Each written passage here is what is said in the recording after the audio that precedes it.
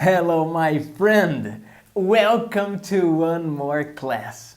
Yes, I love to see you here. Excellent. Today, we're going to explore, to learn, to dive deep into the history of art, the artistic heritage related to literature. We will see and analyze and read different authors from the past. How did these guys write? What did they leave so we can explore, analyze, and enjoy today? It's like music. It's like a movie. It's art. It's writings we have, and it's very good, very nice to explore. But before we start, let's prepare. First thing, sit down comfortably. Sit down comfortably, organize yourself, organize your desk. Grab pen, grab paper. You need these tools. Cell phone. Flight mode. This tool here is fantastic, amazing. And it disturbs you sometimes. You can lose concentration if you were interrupted all the time by notifications, by messages, by calls. So flight mode when you're studying. Isolate noise. If you can close the door, close the window to study and pay attention here. I'll do my best to make this moment a nice learning moment. Okay? Before we start, let's breathe. 1, 2, 3, breathe in. 1, 2, 3, breathe out.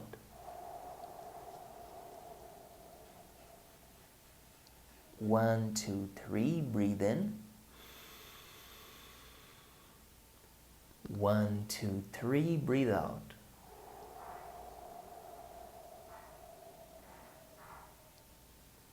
One, two, three, breathe in.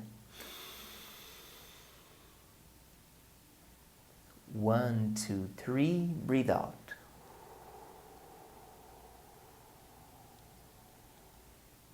Once more.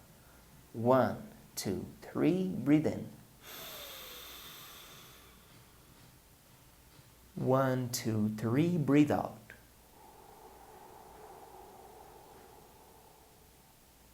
Release your shoulders, your arms.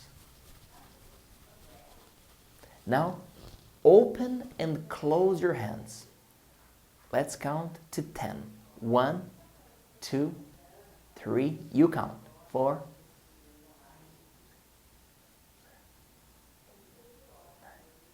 10. All right. Now let's stretch. 1, 2, 3, 4. You count. 5, 6, 7, 8. Once more. 1, 2. You count. 3, 4, 5, 6, 7, 8. All right. Release your shoulders. Get prepared. We're going to dive into history now. 3, 2, 1. Yes. Here we go. Let's search. Let's explore places online to find out about literature in English. I could tell you apps. I could tell you websites. I could tell you anything. But you know what? The simplest way to find information online right now is on google.com. Google is the biggest search engine right now. Maybe you're watching this video in the 2050s and Google is not the champion anymore. Okay, no problem. But right now, Google is the best place to find out about anything, everything. Here we go. Google.com. Let's search for the most famous writers in history. Here they are.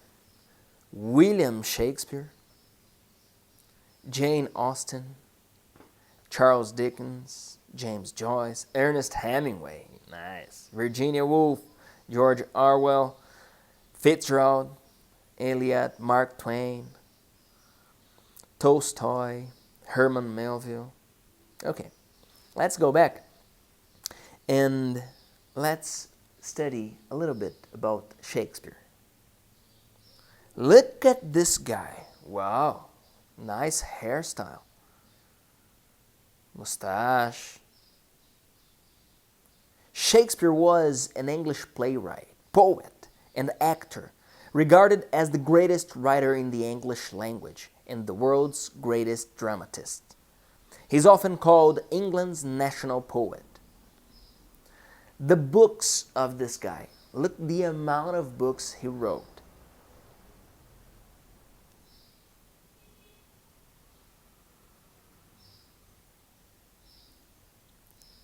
What are 10 facts about Shakespeare?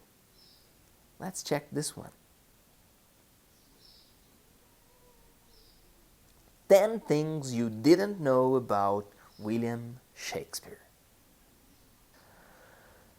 Explore fascinating facts about the life and legacy of England's famous and mysterious bard. 1. Shakespeare's father held a lot of different jobs and at one point got paid to drink beer. The son of a tenant farmer, John Shakespeare was nothing if not upwardly mobile. He arrived in Stratford-upon-Avon in 1551 and began dabbling in various trades, selling leather goods, wool, malt, and corn. In 1556, he was appointed the borough's official ale taster, meaning he was responsible for inspecting bread and malt liquors. 2. Shakespeare married an older woman who was 3 months pregnant at the time. In November 1582, 18-year-old William wed Anne Hathaway, a farmer's daughter 8 years his senior. Instead of the customary 3 times, the couple's intention to marry was only announced at the church once, evidence that the union was hastily arranged because of Anne's eyebrow-raising condition. 6 months after the wedding, the Shakespeares welcomed a daughter, Susanna, and twins, Hamnet and Judith, followed in February 1585. Little is known about the relationship between William and Anne, besides that they often lived apart, and he only bequeathed her his second-best bed in his will. 3. Shakespeare's parents were probably illiterate, and his children almost certainly were. Nobody knows for sure, but it's quite likely that John and Mary Shakespeare never learned to read or write, as was often the case for people of their standing during the Elizabethan era. 4. Nobody knows what Shakespeare did between 1585 and 1592.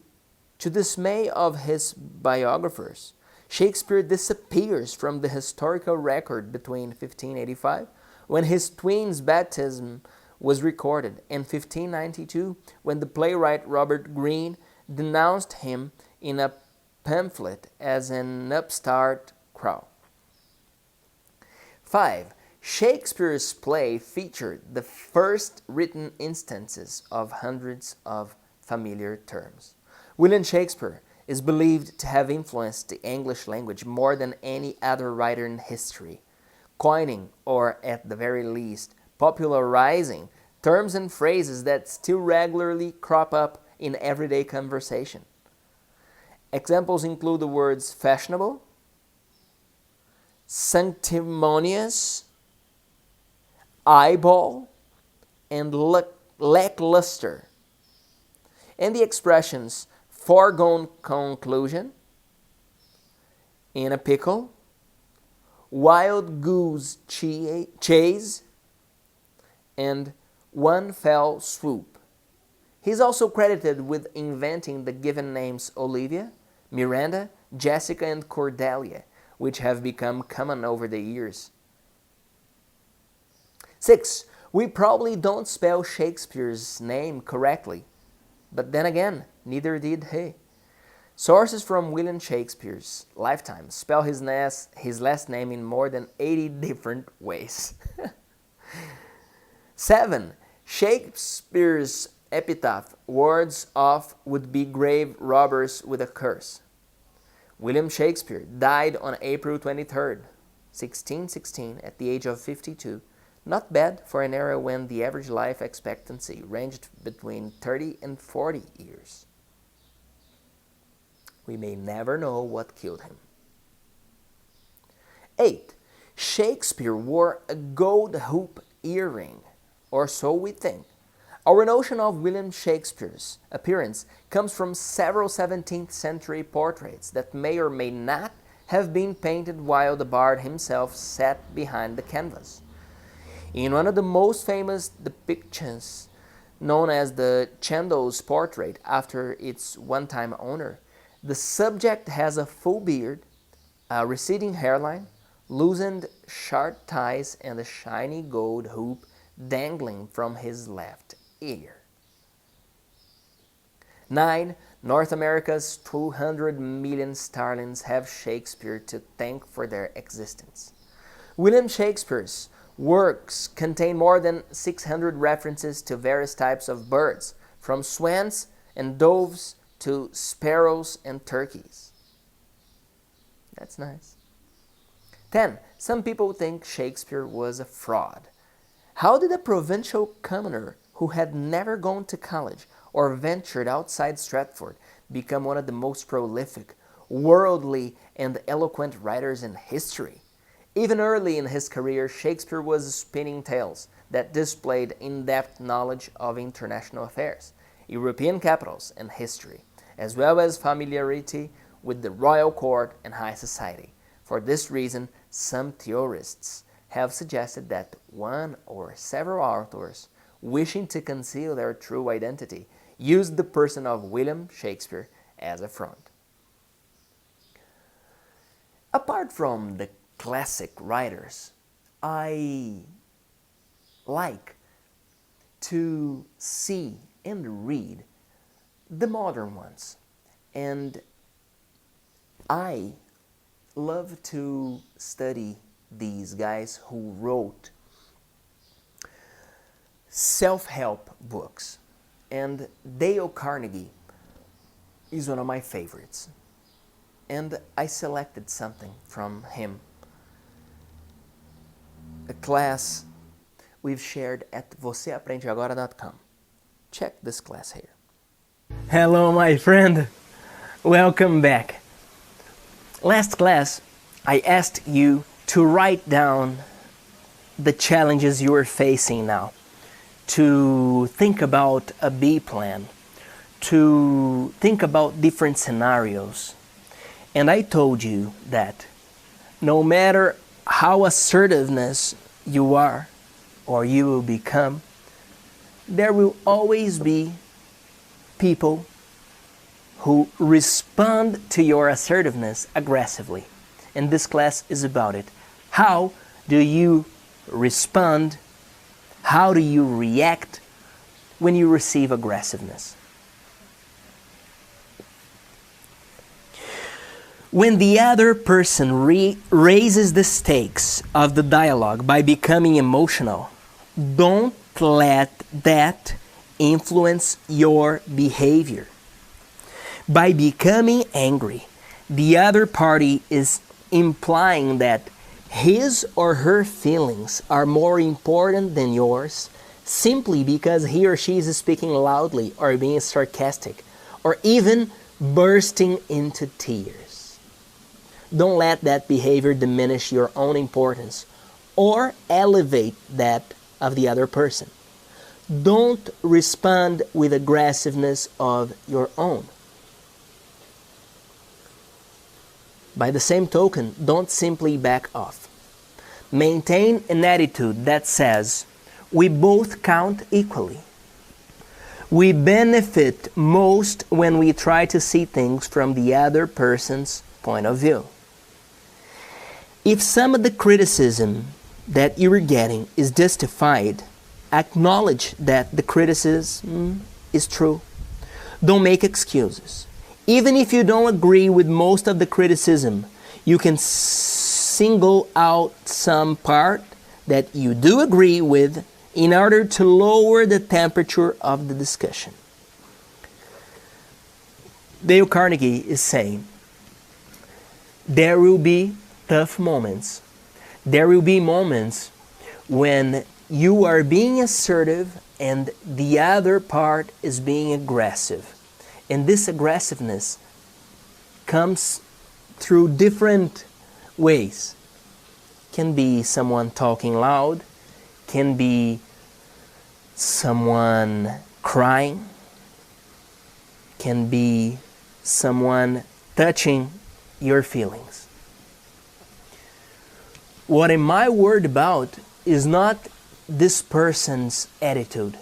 I'm worried about your attitude, your response to this.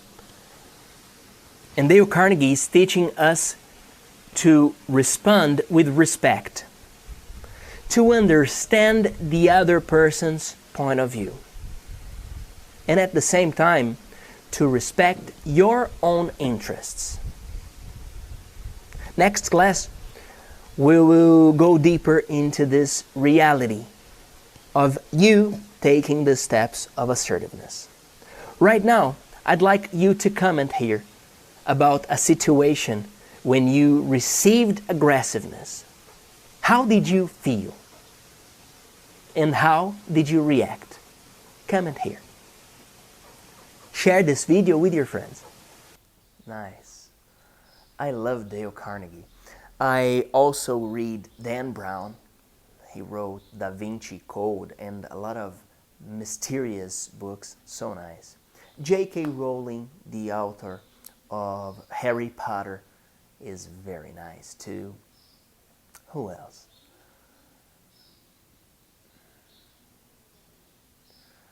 I read some other writers from self-development. Napoleon Hill, Stephen Covey, Robert Cialdini is a guy who talks about persuasion. What do you like to read? 3, 2, 1. Yes! Let's keep talking about finding literature heritage online. We've already talked how to search, but right now we're going to search and analyze some pieces of writings from the best ones, from the most popular writers in history.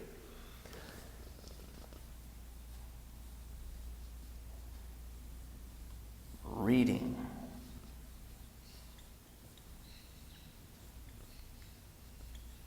Felipe G. All right. We start this part with the most popular source of information, Google.com. Right now, 21st century, Google is the leader of searches. When you want to search for something, Google is the best place. Another place to find history, information about people, in our case, our writers, is Wikipedia. Wikipedia.com.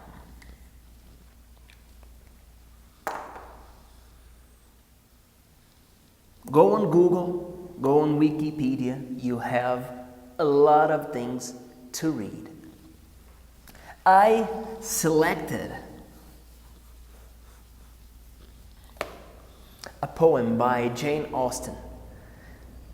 From our search, she is the second most popular writer in history. The first one is William Shakespeare, Bill Shakespeare. The second, Jane Austen. And I got a picture of her poem, and I'm going to write it down so we can see it together.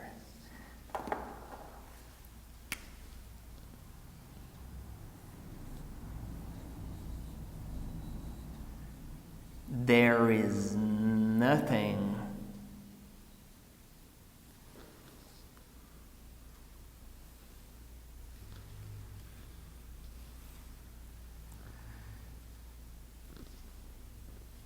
I would not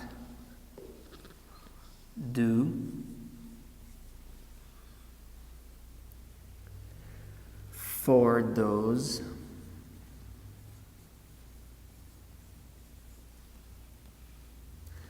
who are really my friends.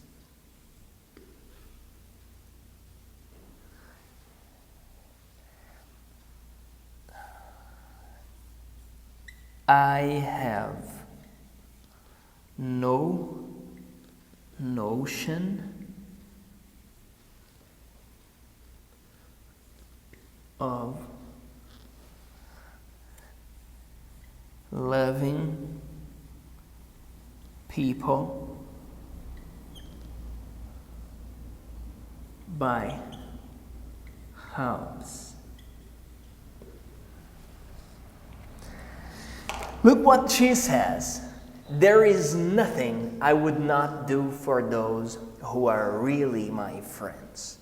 I have no notion of loving people by halves. These halves is this.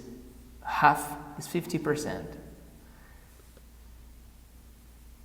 She says, there is nothing I wouldn't do for those who are really my friends. I have no notion, I have no idea of loving people by halves. She's saying, the ones I love 100%.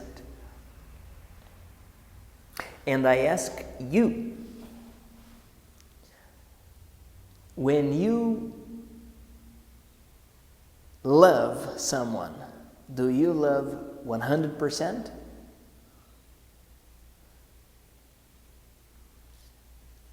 Okay. When I love someone, I love 100%. But that doesn't mean I will follow this person 100%. If your friend is doing something wrong, I'm not sure if it's an obligation, but it's good to tell this friend that this is not the right way. Okay? If my friends are doing something, I don't agree, something wrong, I tell them, man, you know I love you, but be careful. Okay? Loving someone doesn't mean following someone 100%. Okay? Here we go.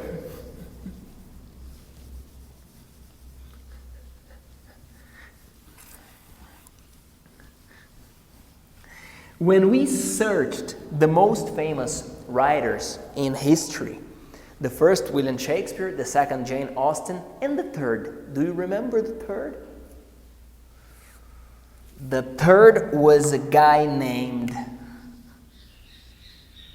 Charles Dickens. This guy here had a very turbulent childhood. When he was 12 years old, his father was sent to prison because he was indebted. Very bad financial situation. Charles Dickens moved, 12 years old, moved to a home near the prison because his father was there. So, this guy developed his inner power, his gratitude, his strength through very hard times. He started working when he was 14 years old. Imagine. He would work to help pay the bills at home. And I selected some sentences by Charles Dickens, and I'm gonna write them down to you. Let me just get here.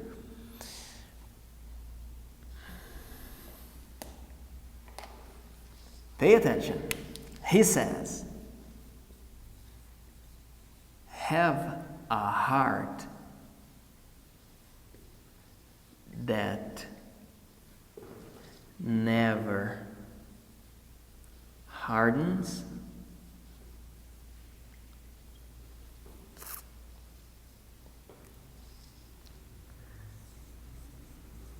and a temper that never tires.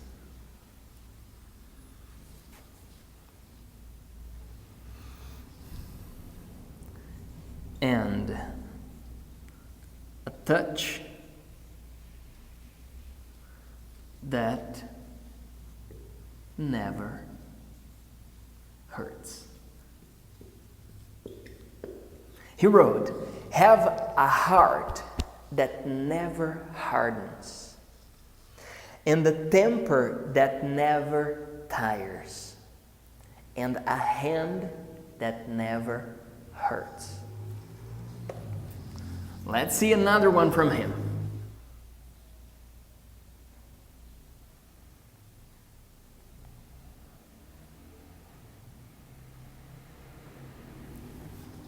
Related to Jane Austen, remember that she said, I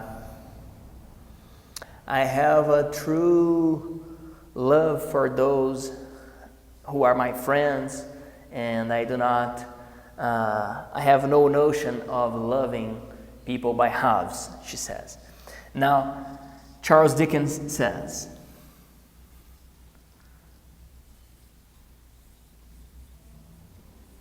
family not only needs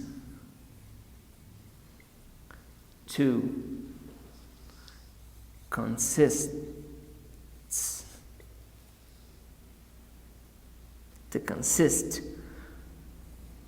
of merely those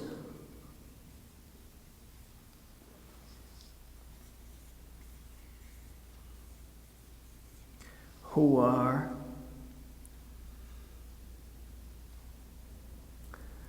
whom we share blood,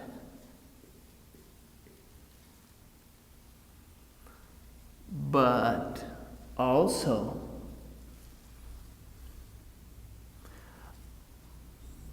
of those whom we would give blood. Look at this. Family not only needs to consist of merely those whom we share blood, but also of those who we would give blood. What is he saying here with these words? Family is not just with the ones who I share blood, but also with the ones that I would give my blood. What is he saying with these words? Comment your answers here, okay? Let's see another one from this phenomenal writer, Charles Dickens. Let me see.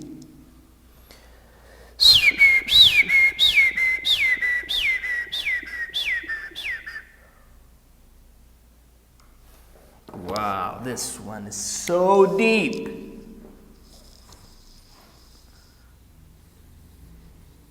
We need never be ashamed of our tears. We need never be ashamed of our tears. What is he saying here? He's telling you, if you want to cry, do it. There is nothing wrong with crying. Share your feelings with people who love you, with the ones who share your blood, and also with the ones that you would give your blood. Share your feelings. Talk about your feelings. Don't hide suffering. No, talk about it. And always see the positive side. Remember to see positive side. Let's see if he has a sentence talking about the positive.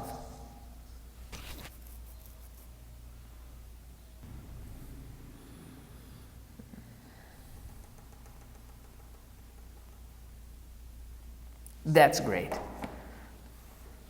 Found another one.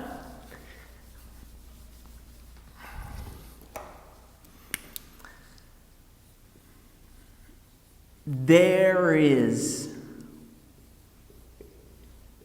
nothing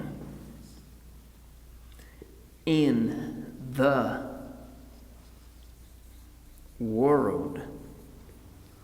There is nothing in the world so irresistibly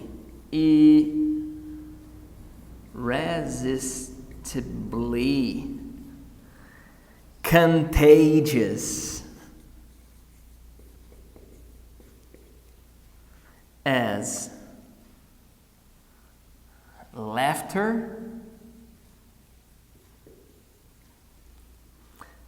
and good humor. There is nothing in the world so irresistibly contagious as laughter and good humor. So, if you're feeling down, find something to laugh, to have good humor, to see your friends, to smile. Smile, smile. Smile. Yes, I love to see you smiling. Here we go. 3, 2, 1. Hello, my friend. So good to see you here.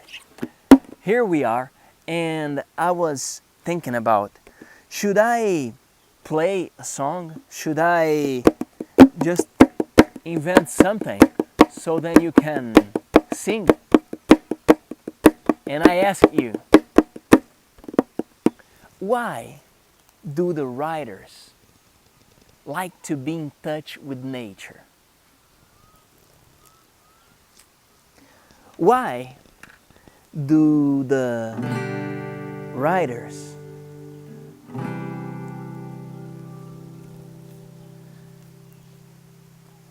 are thoughtful when they are in touch with nature?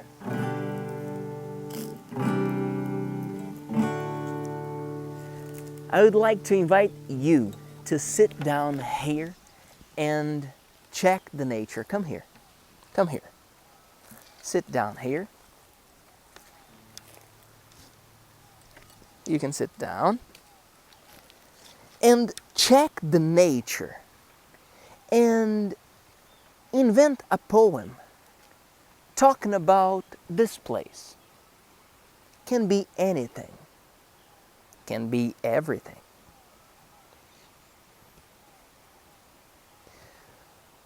When you are in touch with nature, how do you feel?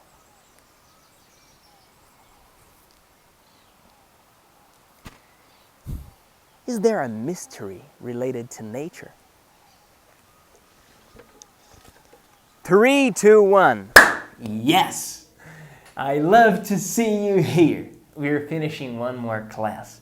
And today we learned about art, about poems, about writers who made history, inspiring us by their words. And I finished this class with a poem by Victor Hugo, this French writer who left a diamond, a precious piece. This poem is called The Man and the Woman. He says, "The man is the highest of creatures, the woman the most sublime of ideals. God made for the man a throne and for the woman an altar. The throne exalts, the altar sanctifies. The man is the brain. The woman is the heart. The brain produces light. The heart produces love." Comment your favorite poem here. Thank you very much. I'm Felipe Gibi. See you next class.